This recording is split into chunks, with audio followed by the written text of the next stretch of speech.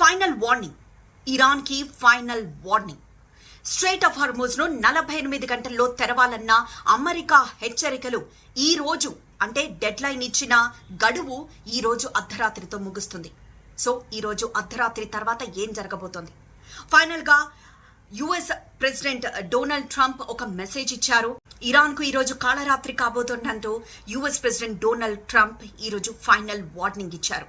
So strait of Hormuz తెరవకపోతే కనుక ఇక ఇరాన్ తుడిచిపెట్టుకుపోబోతోంది అంటూ యుఎస్ ప్రెసిడెంట్ ప్రకటించడంతో నెక్స్ట్ ఏం జరగబోతోంది అన్న ఉత్కంఠ నెలకొంది.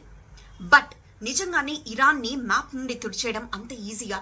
అండ్ ఈసారి డొనాల్డ్ ట్రంప్ దేనిపైన అంటే ఇరాన్ లోని ఎలాంటి స్థావరాలపై దాడి చేయబోతున్నారు? ఎందుకంటే ఇప్పటికే యుద్ధం మొదలైన దగ్గర నుండి ఏం జరుగుతుందో అమెరికా గమనిస్తూనే ఉంది.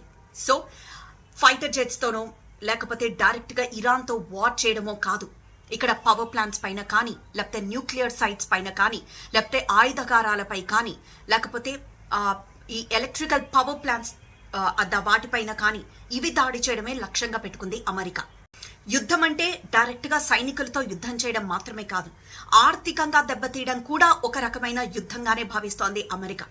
దీంతో ఇరాన్ ని ఆర్థికంగా దెబ్బతీసి ఆ తర్వాత స్ట్రెయిట్ ఆఫ్ హార్మూజ్ తెరిచేలా చేయాలన్నది ప్రధాన ముఖ్య ఉద్దేశం యుఎస్ ప్రెసిడెంట్ ది. మరోవైపు ఈ రోజు అర్ధరాత్రి తర్వాత ఏం జరగబోతుందో తెలియచెప్తూ, ఎలా అమెరికా సన్నద్ధమవుతుందో తెలియచెప్తూ అత్యాధునిక ఫైటర్ జెట్స్ కానీ, మిసైల్స్ కానీ మొత్తం ఎక్కడికక్కడ మోహరిస్తున్న తీరును ఒక చిన్న షార్ట్ వీడియోలో రిలీజ్ చేసింది అమెరికా.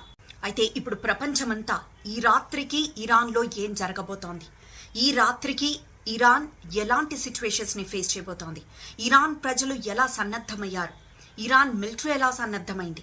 ఇప్పటికే ఇరాన్ చాలా నష్టపోయిన విషయం అయితే నిజమే, బట్ ఇరాన్ కూడా అంతకంతకు అమెరికాను దెబ్బతీయడానికి, అమెరికాతో పోరాడడానికి మాత్రం ఫుల్లీ ప్రిపేర్డ్ గానే కనిపిస్తోంది.